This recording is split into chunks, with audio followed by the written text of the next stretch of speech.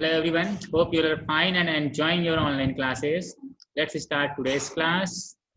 So we all were trying to solve our questions which was based on simple equations. Simple equations पे हमारे questions based थे जिसको हम लोग solve करने की कोशिश कर रहे थे. Now in today's class I am going to tell you some remaining questions which we have to solve. कुछ remaining questions हम लोग solve करेंगे and the questions are related to topic self assessment. Self assessment से related ये topics हैं हमारे. So let us see, चलिए देखते हैं कौन से क्वेश्चन है जो हम लोग को सॉल्व करने हैं. So this is your self assessment. In this self assessment we see that we have our different questions. इस क्वेश्चंस में आप लोग ये सॉल्व कर लीजिएगा. I am going to tell you question number 13 and 14. Question number 13 and 14 हम लोग उसको सॉल्व करने की कोशिश करेंगे अभी. So in question number 13, this is given that a tailor has 50 meter of clothes. एक टेलर है उसके पास 50 मीटर का क्लॉथ है. He wants to cut it into 3 pieces और वो कोशिश करता है इसको काटने की 3 पीसेस में, 3 पार्ट में इसको काटने की कोशिश करता है. अब वो ऐसे काटता है कि two the pieces are of equal length, 2 pieces equal length के होंगे, ठीक है. And the third exceeds them by 5 metre और जो तीसरा पार्ट होगा वो 5 मीटर ज्यादा होगा पहले के पार्ट के. तो we have to find the length of each piece, हमें ईच पीस की लेंथ फाइंड करनी है. So let's solve this. इस क्वेश्चन हम लोग सॉल्व करते हैं. अभी पहले हम लोग यहीं पे इसको समझ लेंगे कि जो हमारे क्वेश्चन था ये 50 मीटर का क्लॉथ है. तो suppose if I am going to draw a cloth here, यहाँ पे हम एक क्लॉथ ड्रॉ कर दें. तो ये ऐसा आपका एक क्लॉथ है, ठीक है. यहाँ पे एक क्लॉथ है. अब इसमें आपको 3 पार्ट करने हैं. You have to divide it into 3 parts. 3 part में इसको करने हैं. अब लेकिन जब 3 पार्ट में करेंगे तो आपको ये ध्यान देना है कि इसकी जो टोटल लेंथ है 50 मीटर. तो ये लेंथ पूरी होगी 50 मीटर. ये लेंथ पूरी यहाँ से लेकर के पूरी यहाँ तक की, ये लेंथ पूरी यहाँ से लेकर के यहाँ तक की लेंथ है 50 मीटर, ठीक है. Now we have to divide it into 3 pieces. इसको हमें 3 pieces में करने हैं. तो अब कैसे करेंगे?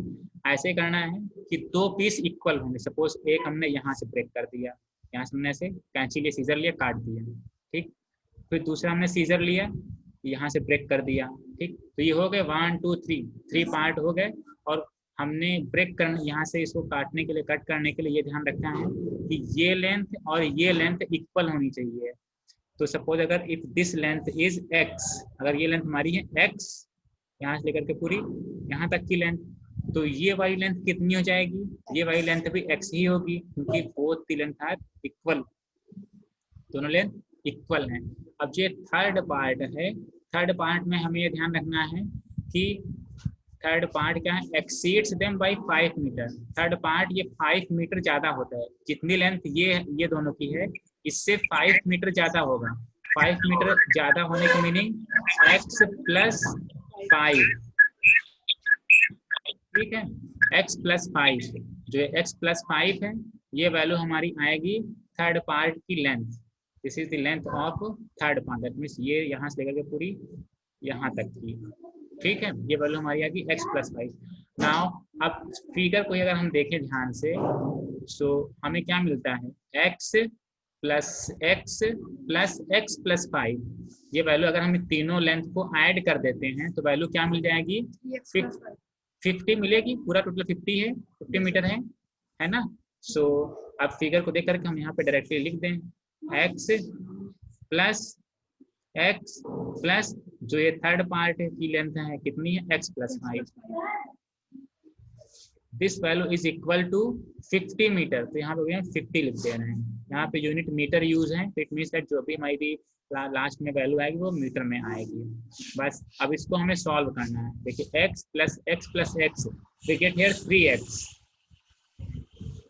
Plus 5 equal to 50. Now we have to find the value of this variable x. So it means that we have to shift this 5 to the right hand side. तो constant है उसको right hand side पे shift करने 1 by 1. So अब ये 5 आएगा right hand side पे, तो 50 minus 5 हो जाएगा. It means that we can write here 3x equal to 50 minus 5 कर देंगे तो वैल्यू हो जाएगी 45। ये वैल्यू हमारी है 3x की। सो x इक्वल टू अगर हमें फाइंड करना है तो x इक्वल टू जो 3 है राइट हैंड साइड पे लाएंगे तो 3 इधर मल्टीप्लाई में था, राइट हैंड साइड पे आएगा तो डिवाइड में 45 upon 3। So when we solve this, we get our value 3 1 जा 3, 3 5 जा 15, x equal to 15। That means ये x की वैल्यू 15 है, लेंथ कितनी है 15 आ जाएगी। इस वाले की लेंथ है 15, इस वाले की लेंथ है 15 मीटर। लेंथ पूरी गिवन है मीटर में, ये वैल्यू आ गई 15 मीटर। इस वाले पार्ट की भी लेंथ कितनी है 15 मीटर, ठीक है, ये भी हमारी 15 मीटर। अब थर्ड पार्ट की वैल्यू क्या है x plus 5, that means 15 plus 5, 15 plus 5 that is 20 metre, 20 metre ये पूरी है थर्ड पार्ट की लेंथ, ठीक है। तो हमें यही फाइंड करना था कि जो तीनों पार्ट हैं उसके होंगे उन तीनों पीसेस की लेंथ कितनी है 15 metre, 15 metre and 20 metre. So this is our answer. इसी तरीके से हम लोग अपना फाइंड करेंगे। आप लोग आंसर में लिख दीजिएगा कि answer length of 3 pieces are क्या लेंथ है 15 मीटर, 15 मीटर एंड 20 मीटर। बस इस तरीके से हम लोग क्वेश्चन नंबर 13 सॉल्व कर लेंगे। So currently we have solve question number 13। Now see question number 14. A horse and a cart together cost 1600 rupees. It means that एक आपके पास हॉर्स है और एक कार्ट है। कार्ट मीन्स कि घोड़ा जिससे बंधा रहता है, जिससे हम लोग बैठते हैं, उसको अगर हिंदी में बोलें तो यहाँ पे टांगा हम बोल सकते हैं। तो दोनों अगर एक साथ हम परचेज करते हैं तो उसकी कॉस्ट होती है 1600 rupees. If the cost of the cart was, अब यहाँ पे गिवन है कि अगर आपके पास कार्ट की cost was 1/3 of the cost of the horse, जो हॉर्स की कॉस्ट है उसकी 1/3 है। दैट मीन्स टांगे की कॉस्ट 1/3 है घोड़े की कॉस्ट से, घोड़ा महंगा है ना। So what did the horse cost, तो अब हॉर्स की कॉस्ट बतानी है आपको। Suppose if I draw a horse, या सपोज अगर हम यहाँ पे ये हॉर्स ड्रॉ करें तो सपोज ये आप पे हॉर्स 1 2 3 4 लेग्स हो गए ना, इसकी टेल हो गई, ठीक। ये आपका हॉर्स है। तो इस हॉर्स की कॉस्ट सपोज कर लीजिए x रुपी है, हॉर्स की कॉस्ट है x रुपी। अब यहीं पे इसका टांगा रखा हुआ है, तो टांगा ये ऐसे हो गया, इसमें 4 व्हील्स कर देते हैं, तो 2 व्हील्स, ठीक है, 2 व्हील्स, हाँ जुड़ा होता है, लेकिन हम ये थोड़ा अलग कर रहे हैं ताकि अलग अलग प्राइस का पता चल सके। तो ये क्वेश्चन में गिवन है कि cost of the cart, cart means इस टांगे की कॉस्ट है 1/3 of the cost of horse. तो हॉर्स की कॉस्ट है 1/3 है ना, 1/3 of the cost of horse, horse की कॉस्ट का 1/3 है। इट मीन्स दैट अगर हॉर्स की कॉस्ट x है तो इस कार्ट की कॉस्ट हो जाएगी x/3, है ना, या फिर 1/3 ऐसे x। तो इट मीन्स इसको हम बोल देंगे x/3। This is the cost of cart, this is the cost of cart. This is given that a horse and a cart together, together means एक साथ। अगर हॉर्स और कार्ट अगर हम इन दोनों को एक साथ परचेज करते हैं कि दोनों की कॉस्ट आ जाती है 1600 रुपीज। इट मीन्स दैट अगर हमें ये सॉल्व करना है, so we can write here together cost of horse and cart, ये गिवन है 1600 रुपीज। सो अभी हम यहाँ पे 1600 लिख दे रहे हैं, ठीक है। Together cost of horse and cart, इस मीन दैट अगर हॉर्स की कॉस्ट x है तो ये हम x लिखते हैं, प्लस कार्ट की कॉस्ट है x/3, तो हम यहाँ पे x/3 लिख करके ऐड कर दें। सो x प्लस एक्स बाई 3 हमने किया तो ये वैल्यू आएगी 1600 के equal to 1600। Now we have to find the value of x। हमें x की वैल्यू फाइंड करनी है। चलिए x की वैल्यू फाइंड कीजिए। एलसीएम यहाँ पे हमारा आ जाएगा 3। Now here we have to multiply with 3, we get here 3x plus x equal to 1600. Now cross multiply this 3 to the right hand side, we can write here 3x plus x 4x, ठीक है। 3x plus x 4x आ जाएगी value. बस इसको हम solve करके values अपनी लिख देंगे जो भी वैल्यू आती है। तो व्हेन वी सॉल्व दिस, हम लोग सॉल्व करेंगे तो 3x plus x we get here 4x and ये चलिए अपॉन 3 अभी यहाँ लिख दें इक्वल टू 1600। ये 3 इधर मल्टीप्लाई हो जाएगा, यहाँ डिवाइड में है तो सो हमें मिल जाएगा 4x equal to 1600 into 3। So it means that x equal to 1600 into 3 upon 4। 4 हमारे यहाँ मल्टीप्लाई में है, इधर आएगा तो डिवाइड में, ठीक है। So let's solve this. 4 1 जा 4, 4 4 जा 16 और 00 400. It means that the value of x is 400 into 3. 4 3 जा 12. फिर 1200 रुपी। All these values are given in rupee. ये सभी values हमारी रुपी में given है, तो it means that 1200 rupee value आ जाएगी। x क्या है?